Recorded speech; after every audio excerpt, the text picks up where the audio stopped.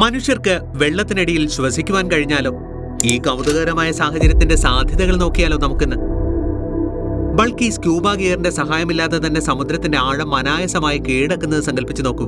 മറഞ്ഞിരിക്കുന്ന നിധികളും പുതിയ ജീവജാലങ്ങളെയും കണ്ടെത്തുക എന്നത് ദൈനംദിന സാഹസികതയായി മാറും. അണ്ടർ വാട്ടർ സിറ്റികൾ യാഥാർത്ഥ്യമാകും. നമുക്ക് ജീവിക്കുവാനുള്ള സ്പേസ് വികസിപ്പിച്ച് സുഗമമായ ജീവിതത്തിനുള്ള പുതിയ അവസരങ്ങൾ സൃഷ്ടിക്കുകയും ചെയ്യാം. വെള്ളത്തിനടിയിൽ കൃഷി ചെയ്യാം. പുതിയ പുതിയ ഭക്ഷ്യസ്രോതസ്സുകൾ കണ്ടെത്താം. ശാസ്ത്രജ്ഞർക്ക് സമുദ്രത്തിലെ ആവാസ വ്യവസ്ഥയെക്കുറിച്ച് നേരിട്ട് പഠിക്കുവാനും കഴിയും. ഇത് സമുദ്ര സംരക്ഷണത്തിനും ജീവശാസ്ത്ര പഠനത്തിനും ഒരു മുതൽക്കൂട്ടാകും.